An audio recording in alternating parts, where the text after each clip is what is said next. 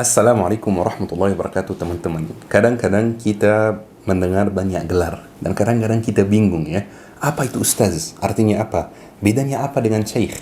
Bedanya apa dengan habib?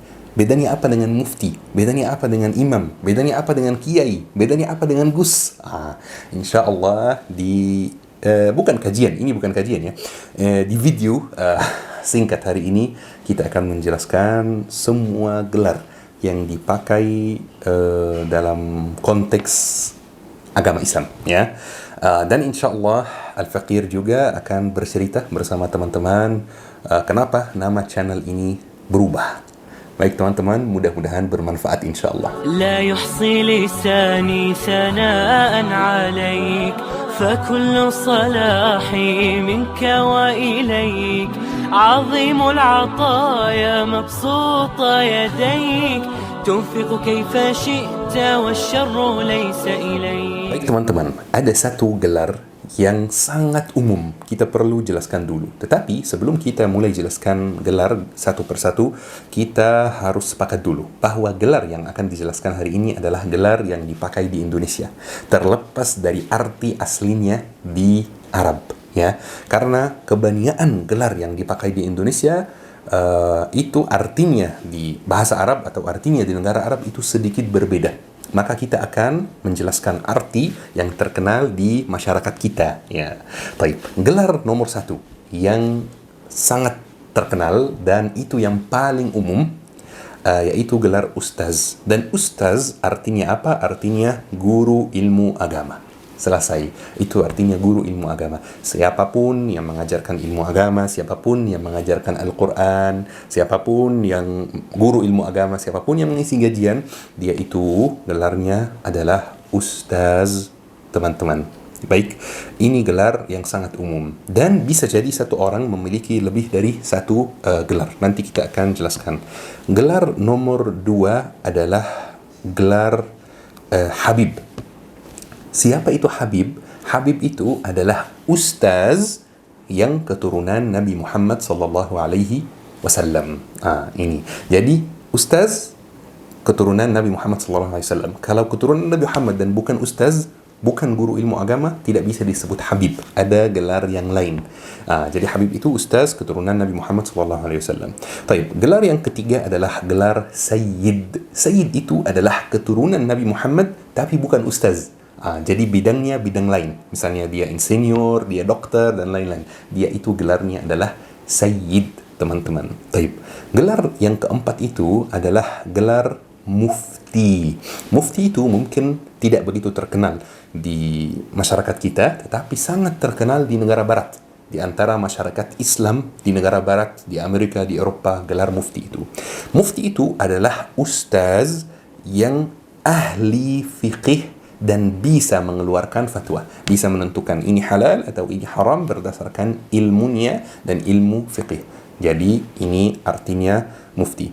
Gelar kelima adalah gelar kiai. Dan pasti teman-teman sudah tahu artinya kiai karena gelar kiai itu gelar yang Indonesia sekali, khusus istimewa gitu ya buat Indonesia. Kiai itu artinya mungkin beda pulau beda arti, tapi kita jelaskan arti yang umum ya. Kiai artinya ustaz yang umurnya sudah tua yang memimpin pondok pesantren. Teman-teman, ini artinya kiai. Mungkin beda pulau beda arti, di pulau yang berbeda artinya beda sedikit. Taib. Gelar yang keenam adalah gelar Gus. Taib. Gus itu siapa? Gus itu adalah ustaz yang merupakan keturunan kiai. Baik teman-teman. Taib. Gelar yang ketujuh adalah gelar Mursyid. Mursyid itu adalah ustaz tarekat. Ya, jadi agak rohani gitu. Mungkin nanti di lain kali kita buat kajian tarekat. Apa itu tarekat? Boleh nggak ikut tarekat seperti ini? Taib. Gelar yang ke-8 adalah gelar imam. Dan imam itu punya dua arti teman-teman. Gelar imam. Imam itu artinya guru besar. Jadi di atas ustaz, dia menguasai banyak cabang ilmu agama. Itu bisa disebut imam. Seperti Imam Al-Azhar, ya. Al-Imam Ahmad At-Tayyib, Syekh Al-Azhar, ya. Itu imam. Arti yang kedua adalah ustaz tapi ahli akidah. Kalau mufti, ustaz ahli fiqih ya. Tapi imam, ustaz ahli aqidah. Baik, ini artinya imam, teman-teman. Gelar yang ke-9. Kalau saya salah hitung, gak apa-apa ya. Nanti editor urut dengan yakni hitungan yang tepat ya. Baik, gelar yang ke-9 adalah gelar Abuya. Ya, Abuya. Setelah saya cari-cari, Abuya itu adalah ustaz, tetapi gelar itu lebih terkenal di Sumatera Barat, teman-teman. Jadi tetap ustaz juga. Baik, gelar yang ke-10 adalah gelar Tuan Guru. Tuan Guru, ustaz juga, tetapi gelar ini lebih terkenal di Lombok, teman-teman. Baik, gelar ke-11 dan gelar ini tidak begitu terkenal di masyarakat kita, yaitu gelar Mullah atau Maulana, dan itu ustaz. Tetapi lebih terkenal gelar ini di Afghanistan dan negara-negara yang sekitarnya. Tetapi saya pernah mendengarnya beberapa kali di Indonesia. Baik, gelar yang ke-12 yaitu gelar ulama. Ulama artinya ahli ilmu agama. Siapapun yang ahli ilmu agama, bidangnya ilmu agama, jadi dia pelajari ilmu agama secara sistematis, dia itu bisa disebut ulama ya. Baik, gelar ke-13 adalah allamah ya.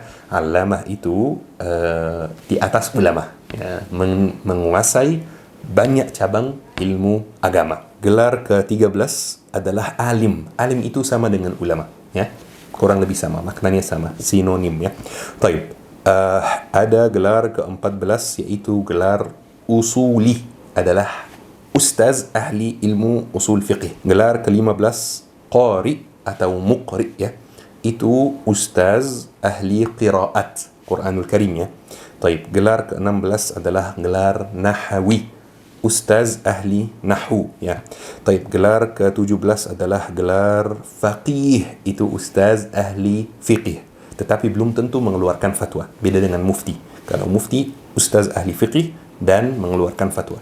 Faqih belum tentu ya, bisa mengeluarkan fatwa, bisa tidak.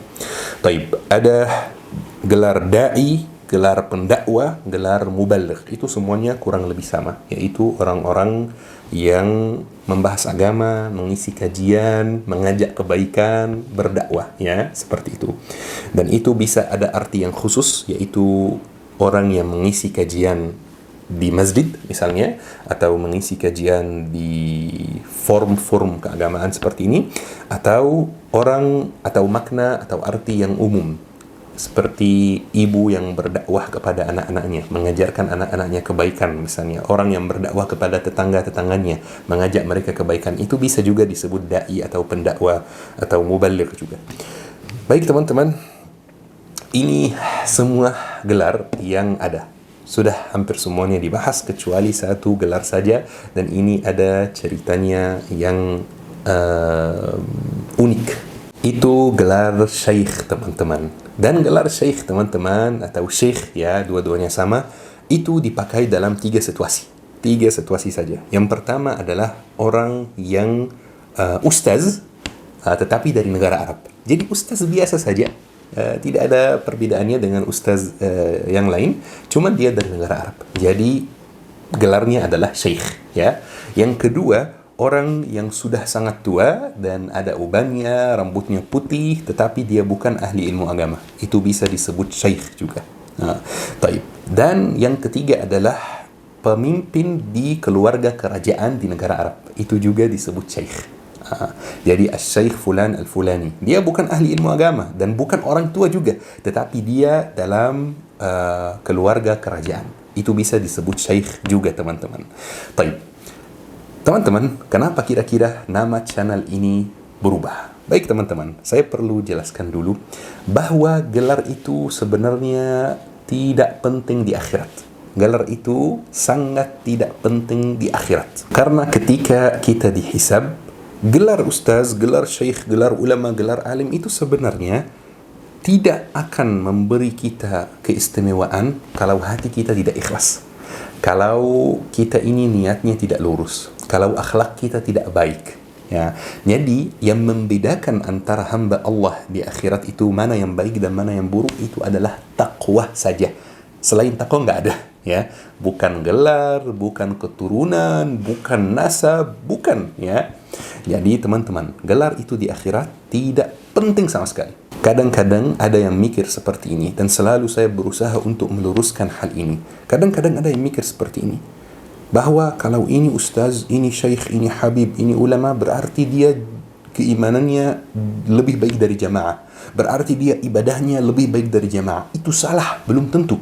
Belum tentu teman, ustaz, syekh, habib, ulama itu keimanannya dan ibadahnya lebih tinggi dan lebih lancar, lebih baik dari jamaah. Belum tentu teman-teman.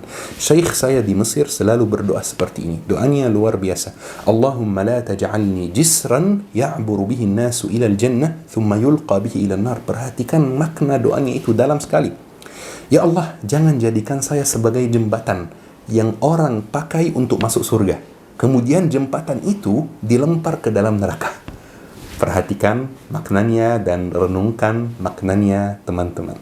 Maka teman-teman, gelar itu tidak penting di akhirat, tetapi kadang-kadang penting di dunia. Penting untuk apa? Penting untuk menjelaskan kepada orang yang kita dakwahi apa kualifikasi kita untuk membicarakan hal tersebut.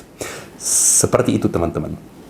Kita ini kalau misalnya pergi ke dokter, ya kita harus pastikan dulu dia itu dokter, supaya kita bisa percaya sama dia, supaya kalau kita dikasih resep, ada obatnya, kita bisa dengan tenang makan obat yang di resep tersebut. Kalau kita membahas soal bangunan sama seorang insinyur, kita harus tahu kalau dia insinyur, supaya kita bisa mempercayai apa yang dia katakan tentang bidangnya, ya. Dan sama saja kalau kita membahas soal aqidah, soal fiqih, soal halal, soal haram, kita ini harus percaya dan kita ini harus pastikan bahwa orang yang memberikan informasi dalam bidang tersebut adalah ahlinya, ahli ilmu agama, ahli fiqih, ahli aqidah dan lain-lain teman-teman. Makanya muncul pentingnya gelar itu, supaya jamaah bisa tahu dan bisa menilai ini siapa. Ini ahli fiqih, ini ahli hadis, ini ahli sirah, ini kepala sekolah misalnya, ini siapa ini? Makanya teman-teman, kadang-kadang gelar itu penting untuk menjelaskan hal-hal tersebut. Tetapi bahaya juga kalau gelar itu bikin orang sombong. Itu sangat bahaya. Sayangnya, kadang-kadang ada beberapa orang yang kalau tidak dipanggil dengan gelar yang cocok, mereka marah. Saya kenal beberapa orang yang seperti itu, tapi di sana, di Mesir. Saya kenal orang tertentu yang mempunyai beberapa gelar yang kita sebutkan itu. Orang itu kalau hadir di acara tertentu, di kajian tertentu, kemudian MC memperkenalkan dia, dan MC tidak menyebutkan gelar-gelarnya secara rinci, secara detail, dia marah dan dia pergi. Itu bahaya. Kalau gelar bikin kita seperti itu sangat bahaya. Maka teman-teman, kita harus bijaksana, ya. Dan ini nasihat buat diri saya sendiri juga. Kita harus bijaksana dalam soal gelar itu. Saya akhir-akhir ini dapat banyak masukan dari tim branding, tim media, tim marketing, tim yang kelola channel ini, dan juga banyak masukan dari ustaz-ustaz lain yang merupakan sahabat saya untuk mengganti nama. Kok dipanggil ustaz? Kenapa nggak dipanggil syekh saja? Kata beliau, salah satu ustaz di Indonesia, ustaz terkenal di Indonesia, katanya, kami itu terbiasa kalau ada ustaz dari Timur Tengah kami panggil syekh, ya. Kalau ada ustaz ya dari Indonesia kami panggil ustaz. Makanya antum, kata beliau, antum bikin jamaah bingung, ya. Karena dipanggil ustaz, ya, padahal antum, ya, dari wajahnya, dari logatnya itu sudah jelas kalau itu dari sana. Itu kata beliau, ya. Awalnya saya tidak setuju sebenarnya sama beliau ini, karena menurut saya agak penting soalnya itu belakangan soal gelar itu buat saya. Makanya saya tidak setuju sama beliau. Tapi setelah itu dapat masukan dari banyak orang yang jauh lebih mengetahui soal sosmed itu dari saya, soal branding itu dari saya. Ya, katanya lebih baik pakai syekh saja, bukan ustaz. Sampai detik ini, sampai saya merekam video ini, saya belum begitu yakin dengan apa yang disampaikan oleh mereka, ya. Tetapi ya kita nggak harus keras kepala juga, ya. Kita harus fleksibel, ya, demi kebaikan dakwah ini, ya, demi perkembangnya dakwah ini, demi dakwah ini sampai ke banyak orang. Baik, kesimpulannya teman-teman, nama channelnya ini sudah berubah, tetapi tidak ada yang berubah, ya. Tidak ada perkembangan tertentu misalnya, atau tidak ada tambahan tertentu, ya. Jadi teman-teman mau panggil Ustaz, silahkan, boleh. Mau panggil Syekh, silahkan, boleh. Mau panggil Muhammad tanpa gelar sama sekali, silahkan, boleh. Mau panggil Al-Fuli, silahkan, boleh. Mau panggil apapun, silahkan. Saya tidak permasalahkan soal gelar itu. Yang penting teman-teman percaya sama Al-Faqir, percaya dengan apa yang Al-Faqir sampaikan, dan mendapatkan manfaat dari apa yang Al-Faqir sebarkan di sosmed. Mudah-mudahan kita semua dijauhkan dari sifat sombong. Mudah-mudahan kita semua dikasih petunjuk mana jalan yang benar. Mudah-mudahan kita semua dirahmati oleh Allah Subhanahu wa Ta'ala. Teman-teman yang dirahmati oleh Allah Subhanahu wa Ta'ala, ayo kita akhiri video hari ini dengan doa kafaratul majlis. Subhanakallahumma wa bihamdika asyhadu an la ilaha illa anta astaghfiruka wa atubu ilaik. Syukran. Assalamualaikum warahmatullahi wabarakatuh. تعلمت عنك الكثير فأرجو استقام الخطى والمسير.